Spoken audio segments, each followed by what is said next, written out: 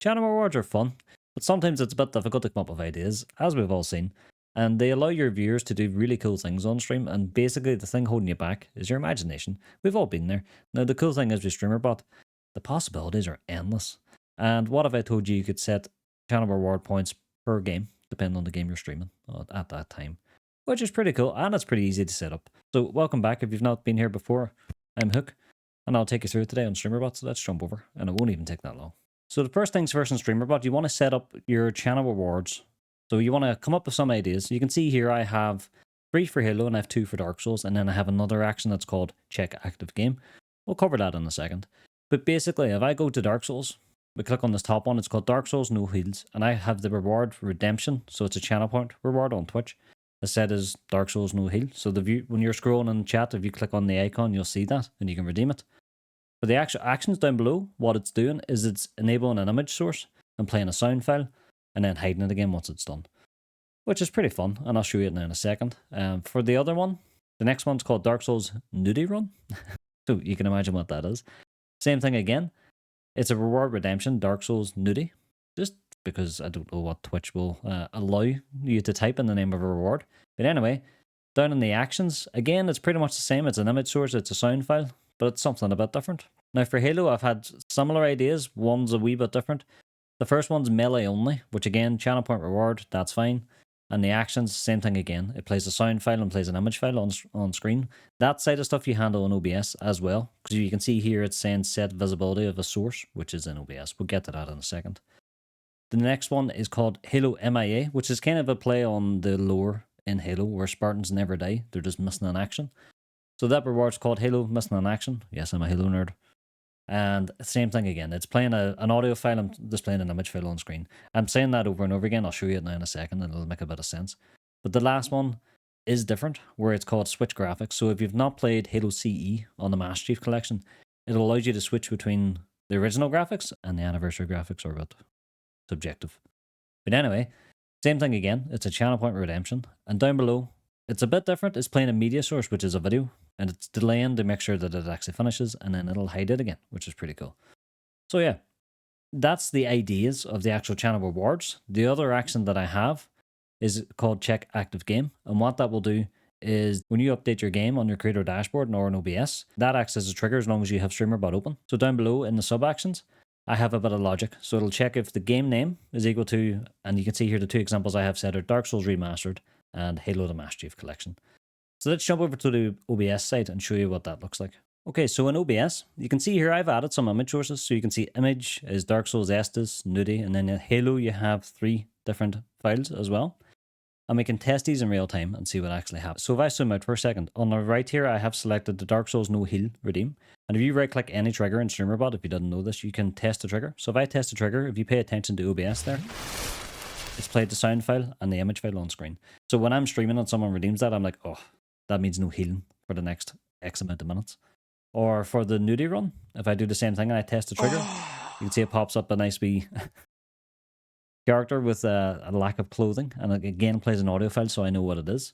And then for the Halo ones, for example, if I go to Halo the melee only and test that trigger, skill issue, it does the same thing where you've seen it pop up there on screen. Now you can customize these what the viewer sees on Twitch as well. So if we jump back to the StreamerBot, and when you're back here, if you double click on the actual reward itself, whenever you're creating a reward, you can put a description on here of what you want the person to see. So for the melee, for example, you could say this stops Hooke from using weapons for the next 3 minutes in gameplay or something like that. And the user will see this message on Twitch whenever they click on the channel reward. But now let's see it in action. So what we want to happen is if I set the game category to Dark Souls, then we want the Dark Souls redeems to be active, and we want the Halo ones to be disabled, of course, and vice versa. So we can test this 2 ways. We can open our creator dashboard or OBS and change the category there, or you can just set up triggers in StreamerBot to do that. So if we jump back over to the action I set up called check active game, and we'll zoom in here so you can see that, I have 3 triggers set up, and you can see that they're just called stream update. So if you don't know what that is, just go to stream update up here, and you can see Twitch general stream update. Now this covers if you change your title, if you change your game, tags, whatever.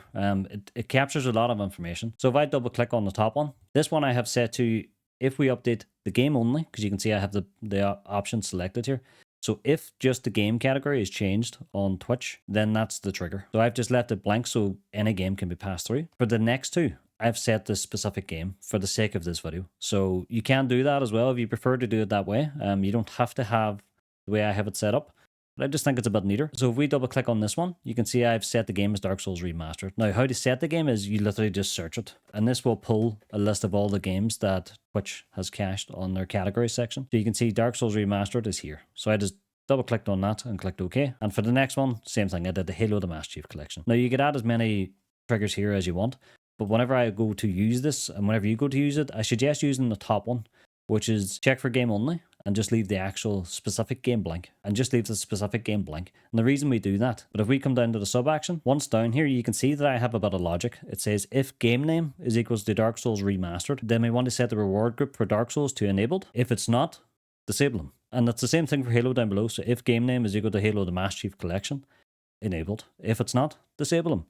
Now, I have both of them set currently to disabled. So we'll test this now live in StreamerBot and you can see how this works. So to show you this properly, if we come to the side here and go to Twitch under platforms, go to channel point rewards, you can see that I have the two groups set up. So whenever I was creating the channel point rewards as the trigger, I just gave them a group, which was per game reward Dark Souls, per game reward Halo.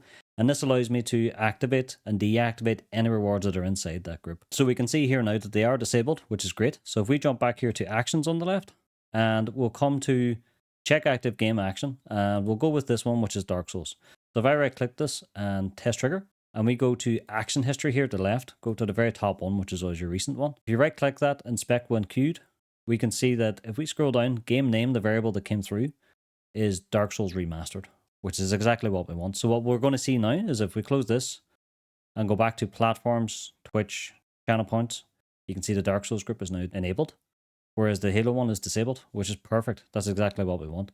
Now, if we go back again and if we test Halo this time, so if we test that trigger, we can see that Halo is enabled, which is great. So it's working exactly as designed. Now, you might be thinking, I don't want to leave that enabled all the time. This is why I suggested the trigger that is just looking for any game.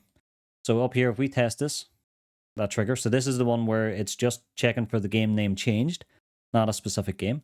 If we go to action history, go to the top one and inspect the variables when queued, you can see that it's trying to set the game name as Diablo 4, which should now set our group of redeems for both games as disabled. So if we come back over the left side to platforms, Twitch, channel rewards, you can see that both groups are now set as disabled. The one thing I should cover, whenever you're adding the channel point reward as the trigger for your action, as you can see here, I have Dark Souls no heals. If you type in here, so reward redemption, how I got them to group, whenever you seen there on the platforms tab, down here at the bottom, the group. Now, if I click this drop down, you can see mine exist already. If you don't have a group there, whatever you type in here gets created at the point that you click OK. So I could type test here and click OK, and now this reward will be part of a test group. So whenever it came to this action here, where it was checking the active game, what it's actually doing is setting the reward group, not the specific rewards, so that everything inside that group's enabled and disabled. And that's pretty much it. The possibilities are endless, and the idea I got from this came from the likes of the integration you get around games like 7 Days to Die, where people can really mess with the game. This is a bit more of a step back, where it allows people to just mess with the stream and have a bit of fun. But if you have other ideas and other games that I should have covered, do let me know. And thank you very much for watching. Stay tuned for more coming, and remember, all the best.